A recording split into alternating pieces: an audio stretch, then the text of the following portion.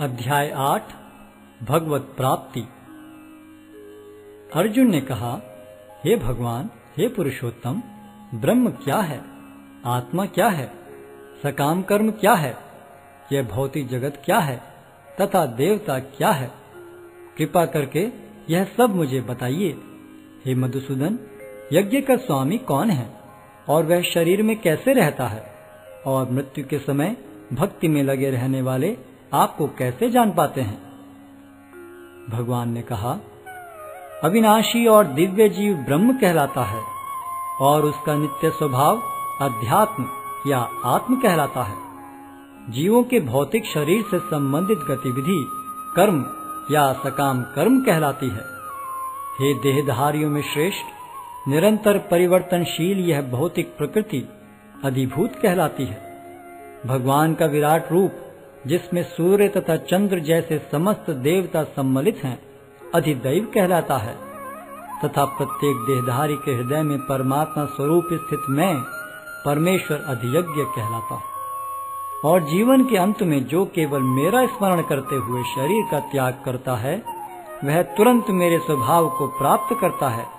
इसमें रंच मात्र भी संदेह नहीं है। हे कुंती पुत्र, शरीर त्यागते समय मनुष्य जिस जिस भाव का स्मरण करता है, वह उस भाव को निश्चित रूप से प्राप्त होता है। अतएव हे अर्जुन, तुम्हें सदैव कृष्ण रूप में मेरा चिंतन करना चाहिए और साथ ही युद्ध करने के कर्तव्य को भी पूरा करना चाहिए। अपने कर्मों को मुझे समर्पित करके तथा अपने मन एवं बुद्धि को मुझ में स्थिर करके तुम निश्चित रूप से मुझे प्राप्त कर सकोगे। हे पार्थ, जो व्यक्ति मेरा स्मरण करने में अपना मन निरंतर लगाए रखकर अविचलित भाव से भगवान के रूप में मेरा ध्यान करता है, वह मुझको अवश्य ही प्राप्त होता है। मनुष्य को चाहिए कि परम पुरुष का ध्यान सर्वज्ञ, पुरातन, नियंता, लघुतम से भी लघुतर, प्रत्येक का पालन करता, समस्त भौतिक बुद्धि से परे, अचिंत्य तथा नित्य पुरुष के रूप में करे। वे सूर्य की भांति तेजवान हैं और इस भौतिक प्रकृति से परे दिव्य रूप है। मृत्यु के समय जो व्यक्ति अपने प्राण को भवों के मध्य स्थिर कर लेता है और योग शक्ति के द्वारा अविचलित मन से पूर्ण भक्ति के साथ परमेश्वर के स्मरण में अपने को लगाता है, वह निश्चित रूप से भगवान को प्राप्त होता है। जो वेदों के ज्ञाता हैं, जो ओंकार का उच्चारण करते हैं और जो संन्यास आश्रम के बड़े बड़े मुनि हैं, वे ब्रह्म में प्रवेश करते हैं। ऐसे सिद्धि की इच्छा करने वाले ब्रह्मचर्य व्रत का अभ्यास करते हैं। अब मैं तुम्हें वह विधि बताऊंगा जिससे कोई भी व्यक्ति मुक्ति लाभ कर सकता है। इस योगाभ्यास में स्थित होकर तथा अक्षरों के परम संयोग यानी ओंकार का उच्चारण करते हुए यदि कोई भगवान का चिंतन करता है और अपने शरीर का त्याग करता है, तो वह निश्चित रूप से आध्यात्मिक लोकों को जाता है। हे अर्जुन, जो अनन्य भाव से निरंतर मेरा स्मरण करता है, उसके लिए मैं सुलभ हूँ, क्योंकि वह मेरी भक्ति में प्रवृत्त रहता है। मुझे प्राप्त करके महापुरुष जो भक्ति योगी हैं, कभी भी दुखों से पूर्ण इस अनित्य जगत में नहीं लौटते, क्योंकि उन्हें परम सिद्धि प्राप्त हो चुकी होती है। इस जगत में सर्वोच्च लोक से लेकर निम्नतर सारे लोक दुखों के घर हैं, जहाँ जन्म तथा मरण का चक्कर लगा रहता है। किंतु हे कुंती पुत्र, जो मेरे धाम को प्राप्त कर लेता है, वह फिर कभी जन्म नहीं लेता। मानवीय गणना के अनुसार 1000 युग मिलकर ब्रह्मा का एक दिन बनता है और इतनी ही बड़ी ब्रह्मा की रात्रि भी होती है।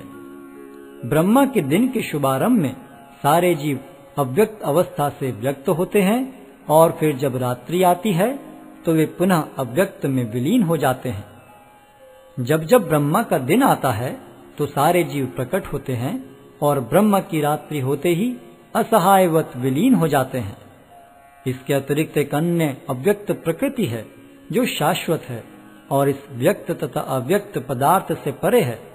यह परा और कभी नाश न होने वाली है। जब इस संसार का सब कुछ लय हो जाता है, तब भी उसका नाश नहीं होता। जिसे वेदांती अप्रकट तथा अविनाशी बताते हैं, जो परम गंतव्य है, जिसे प्राप्त कर लेने पर कोई वापस नहीं आता, वही मेरा परम धाम है। भगवान जो सबसे महान है, अनन्य भक्ति द्वारा ही प्राप्त किए जा सकते हैं। यद्यपि वे अपने धाम में विराजमान रहते हैं, तो भी वे सर्वव्यापी हैं और उनमें सब कुछ स्थित है।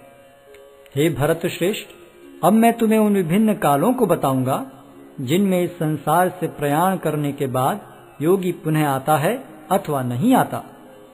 जो पर ब्रह्म के ज्ञाता हैं, वे अग्निदेव के प्रभाव में, प्रकाश में, दिन के शुभ क्षण में, शुक्ल पक्ष में या जब सूर्य उत्तरायण में रहता है, उन 6 मासों में इस संसार से शरीर त्याग करने पर उस पर ब्रह्म को प्राप्त करते हैं। जो योगी धुएं, रात्रि, कृष्ण पक्ष में या सूर्य के दक्षिणायन रहने के 6 महीनों में दिवंगत होता है, वह चंद्रलोक को जाता है, किंतु वहां से पुनः चला आता है। वैदिक मतानुसार इस संसार से प्रयाण करने के 2 मार्ग हैं, एक प्रकाश का तथा दूसरा अंधकार का। जब मनुष्य प्रकाश के मार्ग से जाता है तो वह वापस नहीं आता, किंतु अंधकार के मार्ग से जाने वाला पुनः लौट कर आता है। हे अर्जुन, यद्यपि भक्तगण इन दोनों मार्गों को जानते हैं, किंतु वे मोहग्रस्त नहीं होते, अतः तुम भक्ति में सदैव स्थिर रहो। जो व्यक्ति भक्ति मार्ग स्वीकार करता है, वह वेदाध्ययन, तपस्या, दान, दार्शनिक तथा सकाम कर्म करने से प्राप्त होने वाले फलों से वंचित नहीं होता। वह मात्र भक्ति संपन्न करके इन समस्त फलों की प्राप्ति करता है और अंत में परम नित्य धाम को प्राप्त होता है।